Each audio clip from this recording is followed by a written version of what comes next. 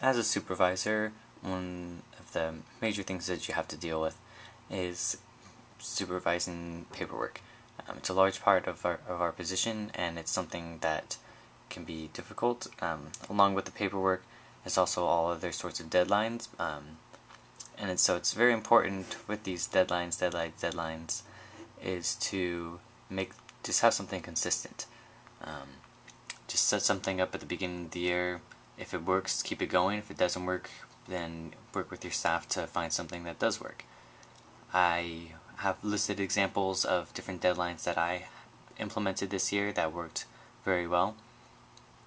I think that having your program registration 7 days before the program, obviously it helps them plan the program and lets you know that they have it planned, and so that's much more useful. Even having it due earlier would be good too. Program evaluation, just so you get it in and so it doesn't get lost over time or forgotten about, or that maybe they don't ever do it because they lost the evaluation sheets.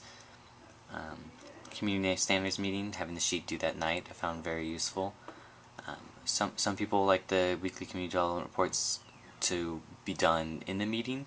So while while you're discussing and saying like, oh, what happened with your residents, what were some successes, and then typing it up with them there. I like having it done before, because I found that sometimes they forget things if they're trying to think of them on the spot, but if they do it earlier and they prepare for it, then they remember things. Even during the meeting, they're like, oh yeah, I remember this, and then we go ahead and add it on there. And bulletin boards, just having something set like that is really useful, so that way they just know when to expect it. And I found that if people are gone over the weekends, Monday wasn't a good day, so that's why I put it on a Tuesday. As you can see, this is more for the beginning of the year, which is a bulk of the paperwork, especially at one large time. So I think that it's very important to try and spread it out and make it as easy for them as possible. So here's just some examples of different things that I've tried or done. I think that's the first one.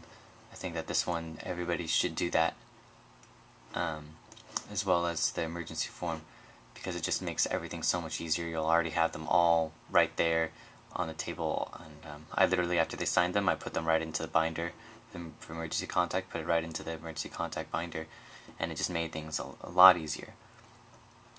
I think that the Excel sheet is useful. I have a copy of my Excel sheet here. I'm turn it sideways so you can see it better. If you want, I can. I guess I don't really need to email you it, but if you want me to, all you need to do is just do these headings. I'm gonna erase all their other information. But yeah, I think that being flexible is very important with them, and making sure that they understand that if they need an extension on something, that they can have it, and that you can give them it, but they just need to communicate that need for it with you.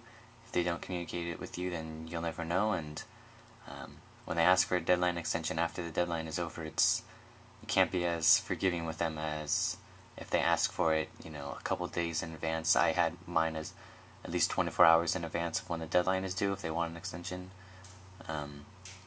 Just because, if they're not thinking about it then they don't really have an excuse. It's just they just didn't remember, and you need to make sure that you hold them accountable for everything that they're supposed to do. Obviously, if everybody's not meeting your deadlines, then either you need to make your deadlines easier, or you need to work with them to figure out what's going to work and what's going to help them make those deadlines. And then down here at the bottom of your handout, I just have some random tips, just to help them have a better year, better jump start to the year.